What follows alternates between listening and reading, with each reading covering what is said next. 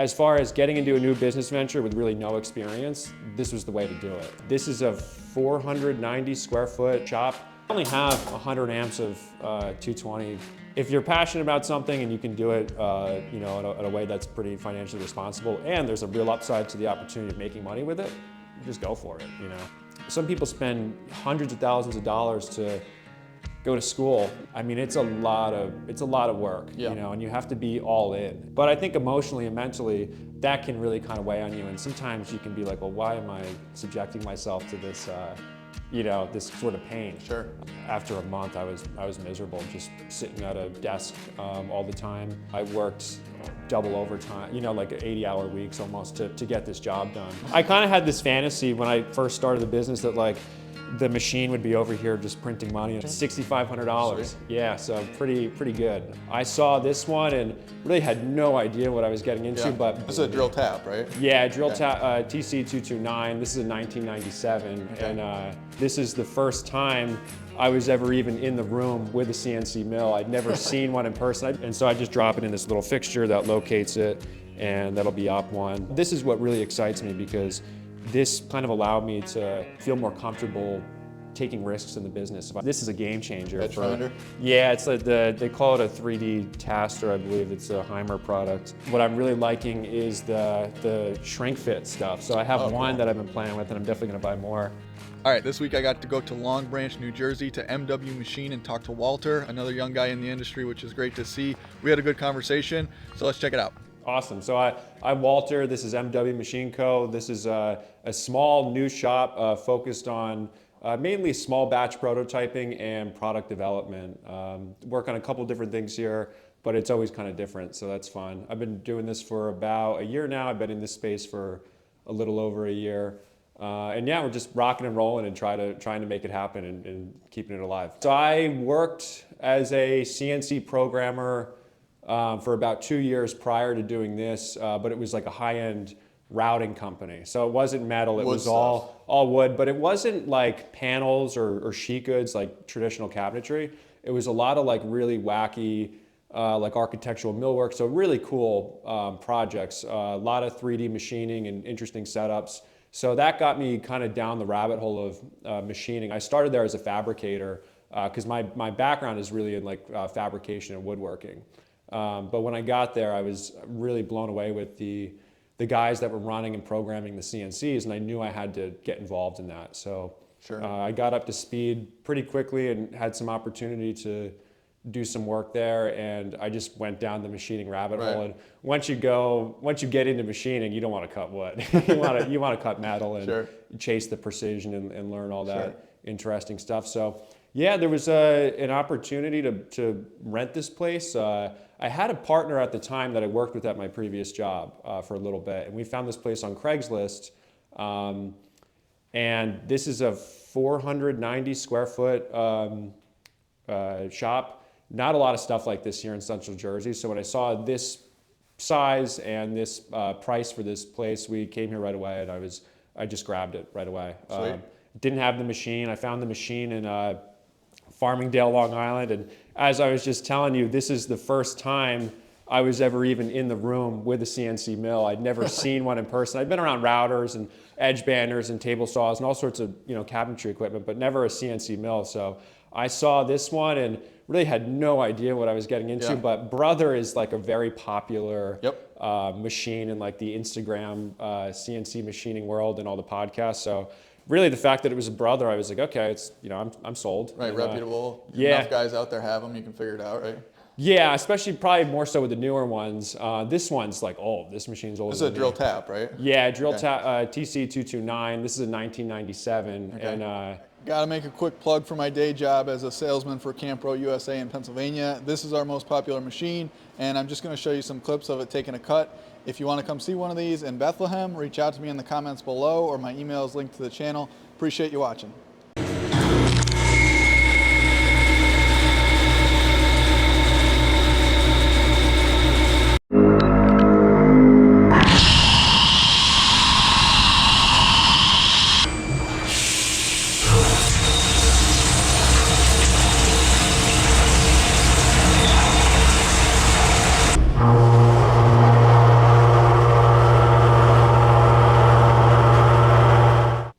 yeah, it's funny. You don't know what you don't know. So Sure. like this machine has very limited memory and can't do a 3D toolpath. So it's Ooh. really interesting. So are you drip feeding this thing?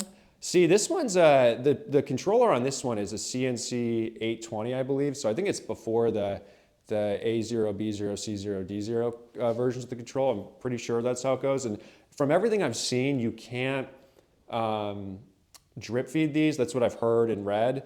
These older ones, I could be wrong there, but that's just everything I've seen. And it's also sketches me out a little bit. So I end up breaking things up, programs like, I break up a lot of anything that's like adaptive clearing. Right. So it's funny. It's sometimes you really got to convince this machine to do a toolpath or cut a certain piece of geometry. But you got to pay your dues. So Sure. it was a nice thing to learn on. I haven't had any big crashes or incidents, but if I did, I'd want it to be on something like this. Right. That's pennies on the dollar compared to going in and buying a new machine and driving the spindle into the table or something like that. And it was funny when I saw this one, they're actually still using it, and they had like an air chuck that was positioned perfectly concentric to the spindle when it was in its home position, and they kind of made this self-returning oil thing, so the oil would fall into the bucket and it would kind of gather it back again, and they weren't using the coolant. They were using this really interesting oil pump that they made themselves. So this whole thing was covered in oil when I got it, and they were pretty much running these, I think they were like these dental parts that they were doing on a 2-axis lathe, and they were just sticking it in upright like this and just doing some hole features. Okay. And that was pretty much it. So some of those programs are still on here. They're very tiny, like countersink drill, tap, edge brake kind of thing. But yeah, I've put a lot of parts through it. I've done some production runs with it. It's the only machine I've ever actually ran as far as CNC mills go. So I can't complain. It's been great. I do want to get something modern going into the new year because I've kind of proved out the business and been, at it for a year now. And at this point, I'm losing a lot of time to kind of manually Sure. messing around with the code where I just need to make parts. But Right. as far as getting into a new business venture with really no experience, this was the way to do it. Sure. For sure. Do you mind sharing how much you paid for this machine? $6,500. Sweet. Yeah, so pretty good. 6,500, and yeah, that's a big thing too. Is like I wanted to get into this business with no debt, so I Sure. went in cash heavy as far as like buying that and the phase converter. But I tell people all the time, because people come in here and friends of mine that don't really know this world, and they assume that this is like $50,000 and this is whatever. And actually, if you really look around, you can find something Yeah. for $5,000, $6,000, $7,000, or even if you can go up and spend 10, 15 grand, now you're in a totally different class of machines, and that's a really good way to get your start, I think. Used machines. There's a lot of shops out there who have old equipment. People have offered to give me machines before because it's just hard to get them out of there. And Yeah. some of those, like if they're going to give it to you, it's probably not worth it. Yeah. But I've seen a guy on YouTube who was given a machine, and he's like a wizard in the mechatronics world. And he like put all new drives and a control on an old machine that has really good accurate casting and components. Yeah. It just needed updated, control and drives. Not that any average Joe could do that, but it's pretty cool what you can do with some of that stuff. Totally. And if you buy the right machine, you buy a well-known machine that's older, there's a lot of resources out there. And like you said, as far as just like getting it out, if you can show up someplace and be serious and be pretty prompt and convey to the buyer that you're going to buy this machine and get it out of there quick. Sometimes, if you're a real serious shop, you just want your space back, Yep, totally. and you've probably paid for that machine a million times over. So there's a lot of opportunity in the used machine market. I would do it again. But going forward, there's something about, I've never bought a new machine obviously, but there's something about that process of having it installed and getting kind of walked through it that is definitely appealing to me. Oh yeah. Yeah, buying a new car versus a used.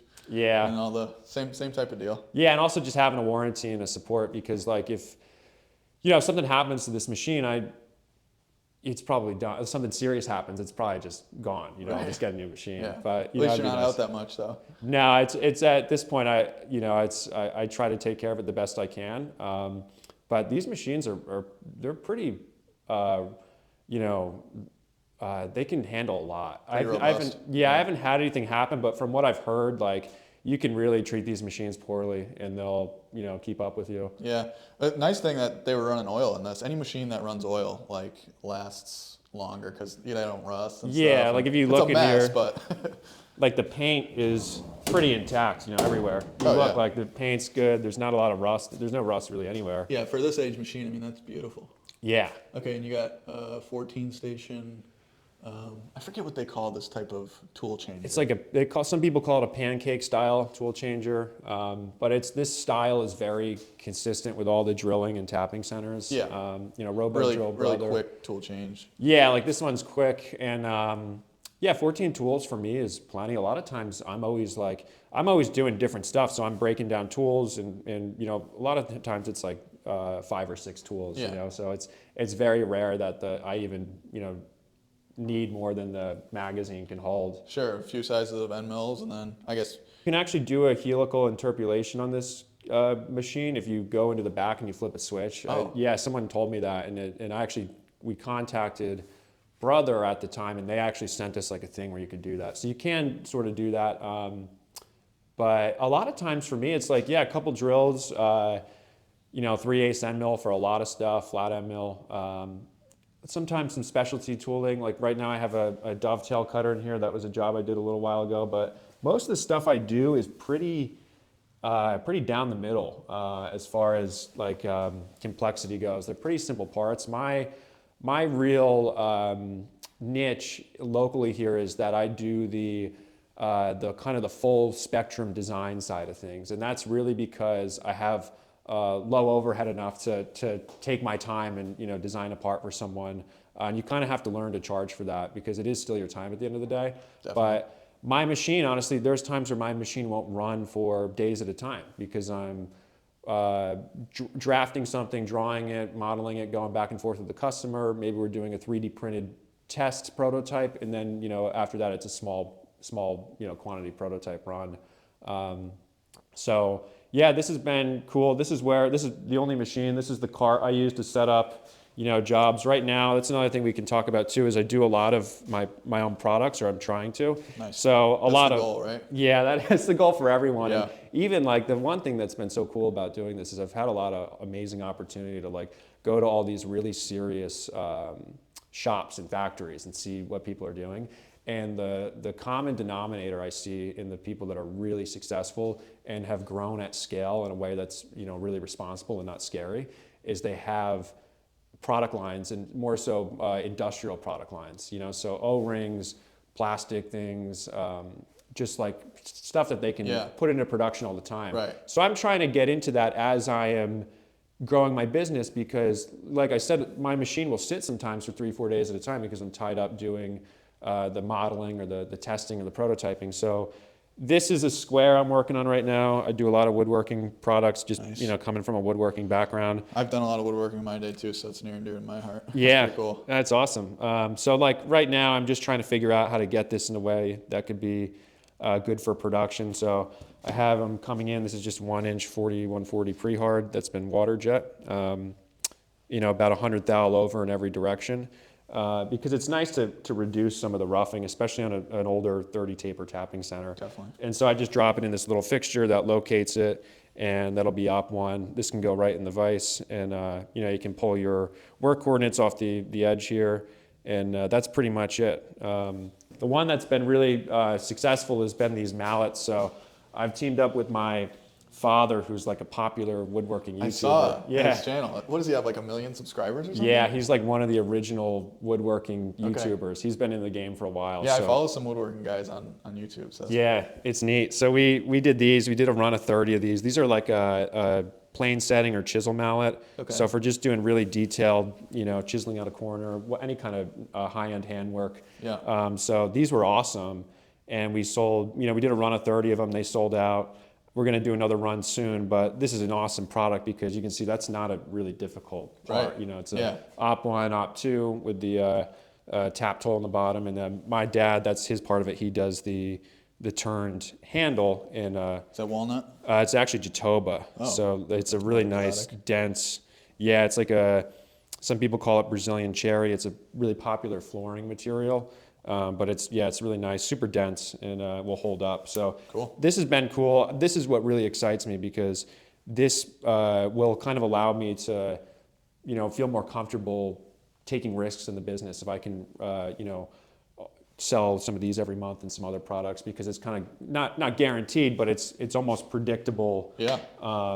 Income that's coming in. Now with your dad's reach on YouTube, I mean, that's probably your distribution channel, right? Yeah, and that's why it's been a really nice collaboration, because he can do that part of it. I can kind of figure out the back end with the finances and the logistics and the purchasing and the shipping and all that, and then we kind of come together on the production. Me with the brass and him with the handle, and that's been a great one. And hopefully, we're going to continue this and do a line of tools. That's why I'm working on the square right now, because that'll probably be something next once we get that figured out. And this is a cool one too. This is actually something I designed when I was still in college. I got into 3D printing before I really did any of this. And this is a battery holder for the 18-volt lineup of Makita chargers. Oh, so cool. Yeah, on all these, some of these Japanese chargers, there's no keyholes for screws. So I sell these, and these just, you take these plugs out, and it's just a really nice friction fit. And now you can mount your tools. I'm a big cordless tool nerd, so I love all that stuff. Yep. You're a Makita and Milwaukee guy? Yeah, Makita 18 volt. I think it's LXT the lineup, and then I love in here it's all pretty much Milwaukee M12. I think that the Milwaukee M12 line is really kind of geared towards the mechanic, machinist. It's more in that area, where I think Makita is really nice, especially the 18 volt lineup for the carpenter, woodworker, cabinet maker, furniture maker. Yeah. I have DeWalt stuff because I got a sweet deal on a bunch of new stuff at a yard sale, and then it's once you're in the system, it's they have good. I'm happy with it for what I do. I do a lot of house remodeling project, do some woodworking here and there, but it's good stuff. It's really all the same. I just like to buy it and collect it. Yeah. I nerd out on tool videos and stuff online. Yeah. Watching that stuff. I'll show you. This is the best tool I've ever gotten. I think this is their 18 volt or 12 volt right angle die grinder, and this thing is, that thing's sweet. So tools like this, it's really, I think, nice to have in the machine shop, because they do stuff like this. They do the band file, and they also do those ratcheting, electric ratchets for doing your vice jaws and stuff like that. So that's really cool. This table is where I do just a lot of my, setting up tools. Nothing crazy. I keep my end mills over there just because, they get a little dirty in here. This is sort of a working project, or an ongoing project of trying to get this whole area nicer. But this has been nice. I built this over the summer, and I usually just set my tools up here, keep them here. And this is just a general table for setting up tools, doing any kind of grinding or whatever I have to do. Do you have any tools? You mentioned that Milwaukee thing that you really enjoy that. Are there any other tools that are you got to have this? I wish I had it 6 months ago, kind of deal. As far, probably this thing, man. This is this is a game changer. Edge finder. Yeah, it's they call it a 3D taster, I believe. It's a Heimer product. It'd be awesome to have a pro, but to go from an edge finder, a piece of paper kind of thing, to this, it's pretty amazing how repeatable this is, and it's not cheap. I've heard they're incredibly accurate. Yeah, so that's the cool thing. You can get this on. This is for a BT30, but you could get this for a Cat 40 or whatever you got. And for doing setups, I don't keep it in the machine, because that sort of sketches me out. If you spin that thing fast, it's kind of over. But that was huge, and also just basically getting away from, when I bought the machine, it had a lot of these. These are DA 200 collets that came in. Dual angle is the DA. Yeah, and they're kind of sucked. Yeah, they really did suck. And so I've been going through the whole gamut of trying out new things, and what I'm really liking is the shrink fit stuff. So I have one that I've been playing with, and I'm definitely going to buy more. So this does a lot of my roughing or finishing, depending on how I set stuff up, and then I'm doing shrink fit holders, and then I'm also going over to ER20s. So that's been huge, because I didn't really know any better. I bought the machine, and I was like, I guess I got to use these weird little collets. And then someone comes in here, sees what you're doing, and they're like, what are you using here? Yeah, you don't know what you don't know, and you got to learn somehow. Yeah, it's amazing. It's so much that. I've been really lucky to meet some awesome guys locally that do machining, and that's how I get my feeds and speeds. When I'm in a pinch or something, and it's so nice to be able to call those people, or even having a really nice relationship with your tooling rep or whoever. Right. That's so that's such a big part of it, is having people that you can reach out to and Yeah. find some information. So when I went to school for mechanical engineering, and then the company that hired me was Allied Machine and Engineering. It's a tooling company. So I was used to cover this area. I was the local tool rep for them. And then before I took this job, year and a half, I was with Kennametal. So I was a tooling rep for a while. But the tooling reps are underutilized. Now some of them aren't as skilled as the guys in the shop, but the tooling reps, they'll like bring you test tools. They really want to like give you tooling so they can fill out their little test reports for their managers to be happy. Yeah, I understand the world, but people should use tool reps more. I have a company, kind of local company, that I use, Wayne Tool, to buy a lot of stuff. Every time I call them, I buy all sorts of brands from them. Spot on with the feeds and speeds. You know, even if it takes an hour, I'll get back to you with an email or something. It's always been great. Yeah. You know, and it's better than, you know, crossing your fingers and just running it anyway. It's amazing how you know, $100 can just go out the window like that. If yeah, people don't realize that. Like, that's the thing. Like, you're doing video now, and the nice thing about video as a business, that's what I did before I did this stuff, is once you have your camera and your laptop, it doesn't cost you anything but your time. You know, where like here, it's all your mistakes are tangible, so they add up like really quick. So it's funny to go from a digital world to here, where it's, you know, all physical. I think it's a lot of just putting yourself out there and really just dumb luck. Like, so one of the jobs I do that's been huge for me is I do a lot of these copper bus bars. The only reason I do any kind of work for these guys is some linemen came into the last shop I worked at that used to be a metal shop before it, you know, got new ownership and became the wood shop that it is when I was working there. And they were like, "Hey, is this still that place? Do you guys do, you know, metal work, blah, blah, blah?" And the woman who co-owned the company was just kind enough to be like, "Oh, we don't do that, but this guy downstairs is like getting into metal stuff. Like, go talk to him." You know, so like it's just like crazy stuff like that. Sure. So like I do a lot of these in all different styles. It's usually always 10 inches long with some hole pattern, and then it gets a bend. So I just have a little fixture that I throw in my vise. You know, that kind of keeps it fixed. These are kind of like clamps, and then before I load the copper, I, you know, take just the center of this bore, and that's my work coordinate, and then it's really easy to just batch out these bus bars, because usually I've done them in runs of 40 and 50, but a lot of times it's like 6 or 8, you know, so they're fast. That's a great job. As far as other stuff and getting work, it just, you know, once you do a couple jobs, there's definitely that travel of like, you know, word of mouth. So I do some food service work. I've done some work for catering companies and restaurants, and they've kind of seen that, you know, they're like, "Oh, we need, you know, this thing or that thing." And especially being on the design side of it, it's kind of really nicely geared towards my sort of niche here, as being sort of the full service for smaller parts and smaller runs. Yeah, oh, that's pretty cool. Yeah, but you got to be careful, because a lot of people will be, you know, happy to waste your time. Is that TIG Welder? I bought that before I did any of this, thinking like I was going to get really into TIG welding, which I am still trying to do. I kind of had this fantasy when I first started the business that like the machine would be over here just printing money, and I would be sitting here like doing awesome TIG work, and that's just not reality. You know, it's like your focus has really got to be, especially doing small part runs, you know, your focus has really got to be at the mill, and if you're welding, you're obviously, that's all you can do. So, and then as far as tools, if you're getting started, you want to get into metalworking, this is a great saw.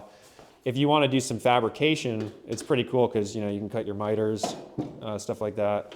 But this is how I cut all my stock, pretty much. I do a lot of aluminum, and when you're doing, you know, small runs of aluminum, to just set up a stop block and to be able to just rip through it, it's really nice, you know.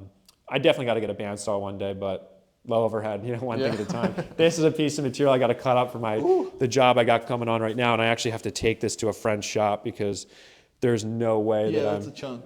Yeah. What material is that? That's aluminum. This is all aluminum. 60, 61 or something? Just standard. And then I do a lot of, I do a lot of aluminum. 4140 pre-hard, funny enough, just because. That's quite the difference between aluminum. Yeah. And then, so I do brass for the mallets. So that's a big stick of brass there for the next run. And then I do copper for the bus bars. And then you know, it's mostly a lot of aluminum though. I've never cut stainless. I've never cut titanium. You Yeah. know, so I'll have to figure that out when the time comes. It's all speeds and feeds and the right tools. But Yeah, it's like anything. yeah. Phase converter is always interesting because people are always like, you know, curious about how that Right. works. So I only have 100 amps of 220 single phase, you know, standard service in this room. So it's really, no, not at all. So I have 60 amps that go to the this is an AD20, and it's sweet. I mean, you can see that's not that loud. No. In the realm of a shop, No, that's not bad at all. yeah, I mean, that doesn't compare to a dust collector or anything like that. So that's awesome. You know, air dryer, I would say if you're gonna buy a compressor and you gotta hook your machine up to compressed air, I would just go right ahead and buy the air dryer. Because I mean, I held off on that for a while. And when I see how much water it takes out of that compressor, especially a smaller compressor that's cycling all the time, you know, I just start to think about all the water I've probably put through my machine. Right. So that would be my advice is, you know, phase converter, especially phase converter if you don't have 3-phase that you can grow into. Quiet compressor, Harbor Freight air dryer, can't beat it. Yeah. If you're just getting started. Harbor Freight is freaking awesome. I love Harbor Freight. Yeah. For some stuff, like I just bought the tumbler just because I had to tumble some stuff. You know, one day I'd love to have a big tumbler, but just like for $60 to be like, okay, I can tumble these 4 parts that need to get tumbled. Can't beat it. Yeah, there's certain tools there. It's a no-brainer. Other stuff, it's like, yeah, I'll get the legit one, but. And then of course this is my only, you know, I just have one set of calipers right now and one set of micrometers. So. Got me to Toyo though. You're not messing around. Yeah, no, you just buy it once, right? Just buy it one time and have it. But yeah, that's one of the things you don't get at Harbor Freight. No, when it comes to inspection or measuring, you got to be, you know, on the money. This is a 3D printer I've had for years. I mean, so much of my work starts on the 3D printer because I do a lot of, you know, reverse engineering from parts that are broken or need to fit to something, and there's just no quicker way to get to a working prototype fast, you know, and it's surprisingly really accurate. So I probably actually have to reinvest and get like a newer, more serious 3D printer. I've had to do a lot of printing for this job I'm working on right now. And I've had to just give that to a buddy to do because I don't have the print space for it. But yeah, it's amazing how useful that is. I've even done fixtures with it for the vise. Like I had some round parts that had a groove in it that had to be clocked like totally perpendicular to a set of holes, so you could, you know, do all sorts of wild stuff. Yeah. So this is a really great solution for fixturing. How did you learn machining? I guess you learned CNC with routing at that other shop, but then you got into machining. So it was just a lot of YouTube or what? Yeah, well, really the machining I was doing when I was doing CNC routing, it was pretty sophisticated as far as like the feeds and speeds in wood, you know, are pretty, you know, I used to rough things out at like, you know, 15,000 RPM at 800 inches a minute in wood. Just like machine limited, right? Yeah, just like you could kind of do any of that stuff. But what I really learned there was like, I learned a lot of like complicated setup because a lot of times with the things we were doing at my day job, very organic shapes. So you had to a lot of times build your work holding or your, you know, your reference points for your next op into your actual part from the design phase. So that was really, really good. That was a great experience. Yeah. And then as far as just doing this stuff, as far as the geometry goes, I can usually tool path it. Where I sometimes need help is like, you know, your feeds and speeds, your general approach, and sometimes, you know, just like how to hold on to certain things. You know, going from vice work to like open bed routing. The other way, going from like large format routing where you're doing a lot of dowel hole registration to then going to vice work and fixturing is just a bit of a different mindset. But yeah, I think once you do it, once you learn a couple things, it's, you know, it's like anything, you just sort of add it to your toolbox of knowledge and keeping it going. But yeah, a lot of YouTube, a lot of, you know, asking people, you know, that I know, and I'm just watching machining videos all the time. So sometimes like I'll see something or come have a problem and I'll be like, oh, I've seen this somewhere, and it's usually like a John Saunders video, He's the man. Yeah, something like that, or you know, you just find it on YouTube. Yeah. What about Titans? Do you watch his stuff? I've watched some of his stuff. More for entertainment than learning. Yeah, he gets an interesting rap in the whole world, but they do some pretty wild stuff over there. Do you have you gone through any of his like training program, or No, I you've really kind of been should. past that? Yeah, but I should check. It would be worth checking out. What I'm trying to do now this year is really get my processes really dialed in. So I'm looking a lot at like, really maintaining a tool library in like a non-production setting, and like kind of working on building my CAM templates to where I can go from a model to a pretty like tool path thing right away. So, just getting quicker at getting programs out of the computer. So that's my kind of goal for this year, because I spend a lot of time, just designing the stuff. So by the time it's ready to machine, I'm like, okay, I just got to get this done. you know? What is your least favorite part about running the business? Just the sales tax and the filings and the stuff that you do where you really don't know what you're doing, and it's hard to like find out, Dealing with the government? stuff like that. And like also just like learning how to really do the bookkeeping was like a real undertaking for me. It took me a while to wrap my head around that and find a good accountant and get everything set up correctly. And that can get stressful because that's not something you want to do half-assed. You don't want to kind of be in the dark when it comes to your numbers or what you owe or blah blah blah. So that stuff that can sort of drain your energy, but you just got to muscle through it, I think. And once you build it, it's kind of ready forever. If somebody wants to send you work, how do they get a hold of you? You can just go right to mwmachinecode.com, and you can fill out the RFQ thing there, or you could just send me an email at walter@mwmachinecode.com, or give me a call. All my information is pretty available. It's on the website. Yeah. I'll link your website in the video here. So, all right. Well, appreciate you showing us around. Yeah. Thanks for your time, man. Yeah. Thanks a lot.